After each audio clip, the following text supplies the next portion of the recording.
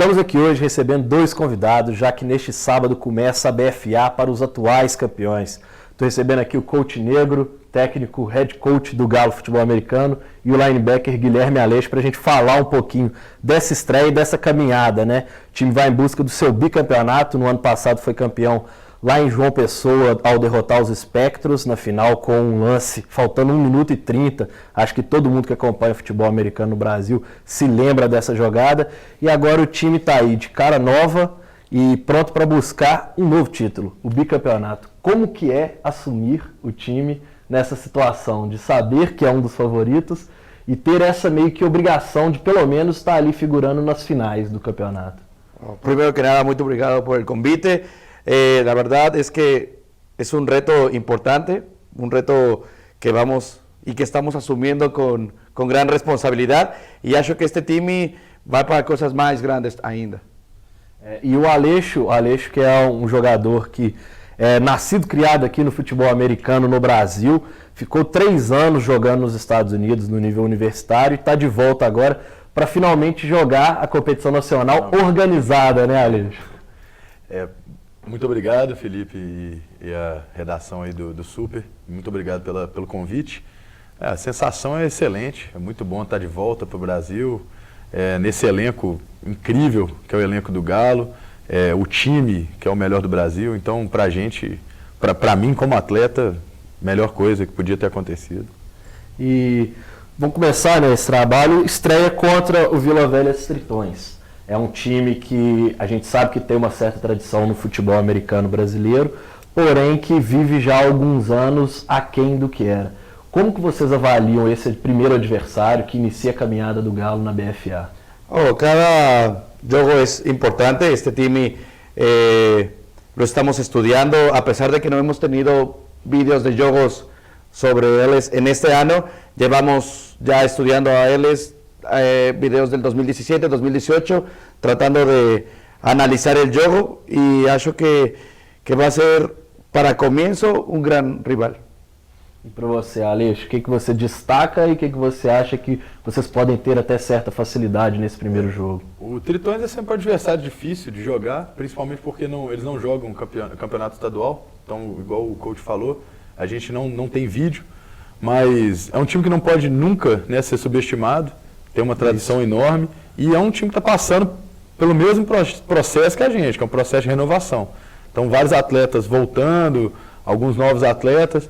Então, assim, eu acho que é uma incógnita, mais ou menos, para a gente. A gente está preparado fazendo o que a gente faz, mas não sabemos o que eles vão fazer.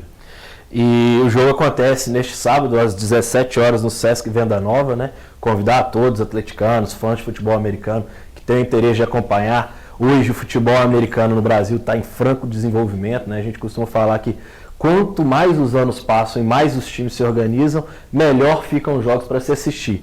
E a novidade desse ano é que a ESPN é a patrocinadora não, mas mídia oficial, e vai transmitir alguns jogos ao longo da competição. Como que vocês veem essa estruturação toda do futebol americano no Brasil?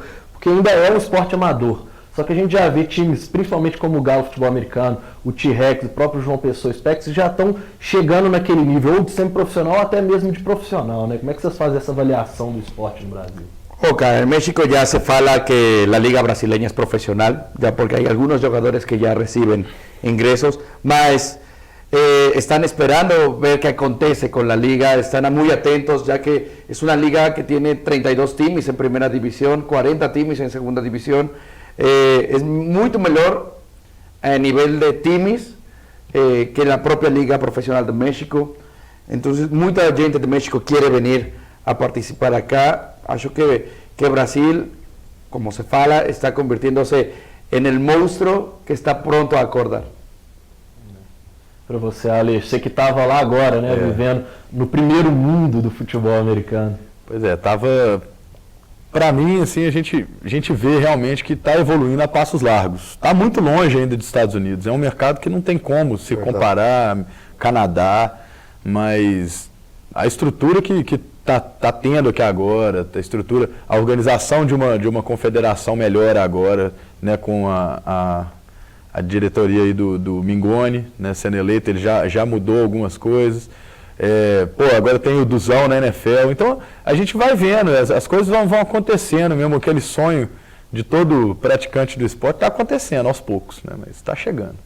E sabendo, né, que a gente também não pode fugir muito também de apontar favoritos, além do Galo futebol americano, João Pessoa Spectros e T-Rex, que são os últimos semifinais, Tubarões do Cerrado também, para não falhar a memória, quem vocês apontam como times que estão nesse crescimento e que podem hoje já fazer frente ao Galo futebol americano nessa temporada? Cara, complicado, mas historicamente Croco é um time muito forte. Curitiba Crocodile. Exacto. Acho que de lo melhor que eu joguei contra eles e que los que me ha tocado ver jogar. Gosto demais de Croco. Personalmente, Gaspar Blackhawks, ya que ahí dejamos una historia, un time que ha estado preparado. Hubo mudanzas, mas ahora con el coach Ríos va a tener mejor nivel y acho que va a dar la sorpresa en el sur. Acho que el sur de Brasil es el más fuerte dentro del fútbol americano. De todas as divisões Sí. do Sul hoje. Y en nuestra división, portuguesa. Portuguesa. Portuguesa es el más complicado. Norte, Nordeste, alguém além do Spectros vocês acham que pode surpreender? Eu acho que os Potiguares esse ano talvez possa ser uma surpresa. Mas no Nordeste eu acho difícil. No Sul é muito incógnita também, por causa da competitividade, que você tem times excelentes, né, que não despontam tanto. Então, igual ele falou, o Gaspar Blackhawks até 5 anos atrás era um projeto, né? Então, vai crescendo, Stepos, O Sorriso Hornets também Sorriso pode ser Hornets, muito no bom. Centro-Oeste, sim. Eles estão muito bom, muito bom. E falando assim, um time que é aquela velha expressão que a gente usa muito no esporte brasileiro, time que está ganhando não se mexe. O Galo foi campeão e a gente está vendo muitas mudanças, a começar com você assumindo o comando do time, né, o head coach, o técnico principal do time. O que esperar de mudanças do time desse ano do Galo Futebol Americano, para o torcedor que acompanhou só na BFA, meio que ainda não assistiu nem o Mineiro, por exemplo, que acabou recentemente com o título do Galo. O que vocês esperam de apresentar já de cara, assim, de mudança no time? Fala primeiro. Acho que empolgação, o amor à camisa. Eu acho que esse vai ser o nosso diferencial esse ano, que é o amor à camisa mesmo. Existem algumas mudanças que não eram planejadas, né, com certeza, mas a nossa reação a esse tipo de mudança, as peças que estão sendo trazidas, eu vejo muita vontade do pessoal que chegou agora. A gente tem usado também o pessoal do nosso time de desenvolvimento. Então, eu acho que empolgação e raça vai ser o nome aí desse primeiro semestre, do segundo semestre. Isso. Bueno, é o que falo para os jogadores. Lo principal que tienen que entender es jogar con alegría. En el momento en que ellos esquecen la alegría, se esquece el juego y olvidan de disfrutar el juego. Tiene que haber espectáculo para la torcida, es importantísimo. Es un deporte un poco chato porque para tiempo, a la gente que no conoce a lo mejor dice, mas la idea es dar espectáculo y la unión del team. El team tiene que estar unido, tiene que conocerse mutuamente, saber que el cara que está al lado en verdad es su hermano y tenemos que luchar todo por el mismo objetivo.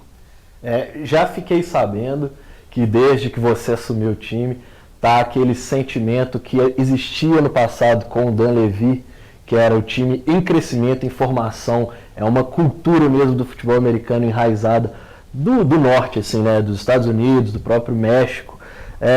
Qual que é o segredo para poder implementar tanto o seu pensamento, né, porque às vezes um time que acabou de ser campeão, é difícil você mudar a cabeça de jogadores que já estavam e também das peças que estão chegando ao time. Como que você está fazendo esse trabalho para o pessoal acreditar e confiar no que você tenta implementar nesse time hoje? Cara, primero como jugador aprendí mucho de mis entrenadores, eso hace diferencia. Jugué 28 años, entonces mudó mi jeito de pensar. Ahora trato de hacer con los jugadores lo que aprendí y un poco más. Yo agradezco a los coordinadores del team, que son jugadores que me han estado apoyando y respaldando, con los que puedo confiar. Y de ahí la intensidad. Un team tiene que ser intenso todo el tiempo. Entonces, ahí es como se empieza a ganar la confianza de los jugadores y siempre falando la verdad y de frente. No puedes falar de costas y mimimi, nada, todo se fala de frente e é o que gosto deste time. E Aleixo, você voltando agora ao futebol americano no Brasil, como que você faz uma comparação de quando você saiu, que eu lembro até de te ver na sideline, ajudando o time, comandando o time e tudo mais, e agora voltando como um jogador com uma experiência internacional, com uma experiência do universitário nos Estados Unidos, e podendo ver essa evolução que o futebol americano no Brasil teve nesses anos que você ficou fora? A evolução é muito visível, né? Eu saí, eu era head coach. Isso é um absurdo. Hoje a gente tem um head coach. Então a evolução é essa. Mas assim, a gente vê depois, foram 3 anos fora. Eu lembro de quando a gente jogava, onde a gente treinava. Fala um pouquinho também desse currículo, né? Porque para quem começou a acompanhar depois da sua saída, o pessoal às vezes acha que você é o cara que estava só lá fora, não é o cara que jogava aqui.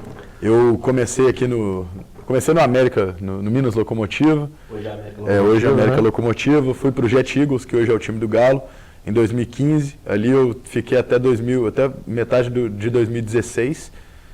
Participei dos primeiros jogos do time. Foram no México? Fomos para o México, ganhamos no México, fomos vice-campeão do Mineiro. E aí eu recebi uma proposta, né, uma bolsa de estudo nos Estados Unidos para jogar futebol americano. Então lá eu tive esse contato com o esporte, né, na sua raiz ali, que realmente é o college football ali, que foi maravilhoso. Mas voltando à pergunta ali da evolução, né? A gente saiu, a gente treinava num campo de terra, né? Os times ali, as viagens e tudo, e muda, sabe? A gente não tinha um apoio de fisioterapia tão bem quanto hoje. Ontem a gente teve um teste do time todo mundo testado e todo mundo tendo acompanhamento da fisioterapia. A gente não tinha um local de reunião, hoje a gente tem. A gente não tinha as peças importantes, que eu acho que é muito importante. Jogadores com a experiência do Gordo, do Mega, do DK, do Rox. Esse pessoal, eles evoluem, eles melhoram o nível do time. Então você vê que pessoas... Eu vou falar outros atletas também, tem muitos outros atletas, mas o Sagat, o Conrado... Quando eu saí, eles eram atletas bons, com um potencial muito bom. Hoje eu coloco ele entre os melhores do Brasil. Sem problema algum. Isso exatamente por causa do crescimento e também por causa dessas peças. E Ryan também, sim. E falando também um pouquinho do como que o futebol, uma NFL da vida, ajuda também como porta de entrada para os fãs, para eles começarem a assistir.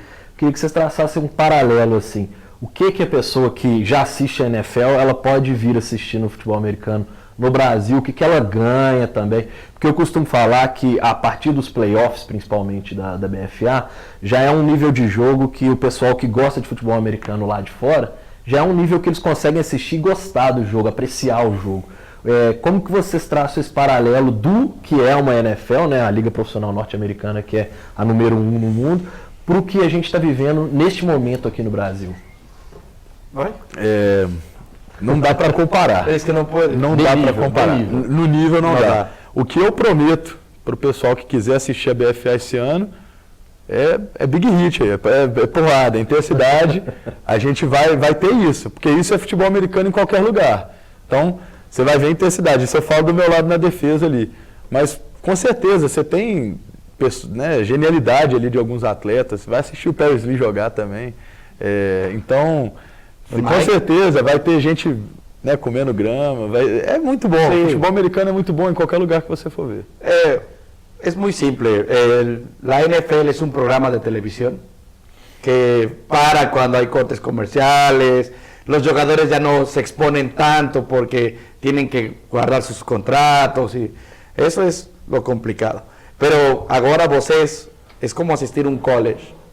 Dan lo máximo los jugadores porque quieren en algún momento ficar en NFL o ser elevados por alguna facultad de México, de Estados Unidos. Entonces, vocês van a hablar un gran nivel, grandes jugadores. Sí, no es la misma técnica que tiene un jugador de NFL, mas dá raça. Y aquí, en este time agora, eu estou tratando de colocar que tengan muito coração e demasiada agressividade. Demasiada, não gosto de mimimis. No seu caso, comparando com o que você vê no México, hoje o México, querendo ou não, é a segunda nação em potência de futebol americano no mundo, E como que você consegue avaliar os passos largos que o futebol americano no Brasil vem dando nos últimos anos? El gran error de Brasil es no tener categorías infantiles ni juveniles, tampoco universitario. Lo que hace fuerte a México son las ligas infantiles, que aprox son entre 3,000 a 4,000 timis, de puros meninos desde 4 años hasta 15 años. De ahí muda la juvenil, que es de 16 a 18 años, y ya después el colegial, que es de 19 a 25 años. Teniendo eso Brasil, serio, ninguém va a parar a Brasil como time. Y comenzar a hacer competiciones y participar en mundiales. Lamentablemente el año pasado no participaron en el Mundial Sub-19. Si hubieran participado, hubieran conocido el nivel de Canadá, el nivel de Estados Unidos, a nivel juvenil. Y eso acho que le hace falta a Brasil más por técnica y táctica, porque un gran error es que quieren jugar como times de NFL y no son jugadores de NFL. Entonces hay que tener un poco más de pies en el show, como fala el coach Brian Guzmán, que es coach de los Aztecas de la UTLAB en México. Brasil tiene que hablar más a México, porque es lo más perto. No tenemos el mismo físico que vocês tienen un físico más imponente, pero la técnica y la agresividad y la velocidad es la que tienen que aprender acá. Tá certo.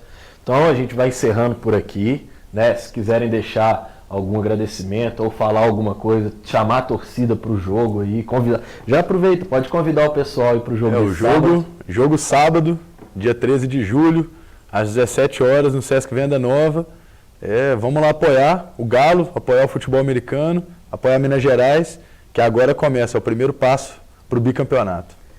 Convidar a las familias a que asistan al juego de sus filos, de sus enamorados, de lo que sea, que asistan y que se diviertan. Vamos a dar un buen espectáculo y vamos por la primera victoria.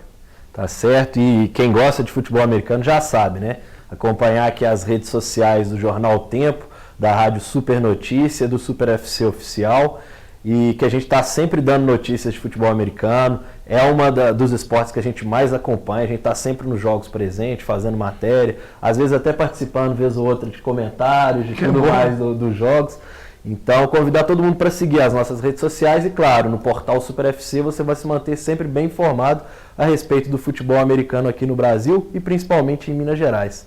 Eu, Felipe Drummond, me despeço do Coach Negro e do nosso linebacker Guilherme Aleixo. Muito obrigado, gente, pela participação de vocês. Obrigado pelo espaço aí, Felipe. Valeu, gente. Aquele abraço. Alegria.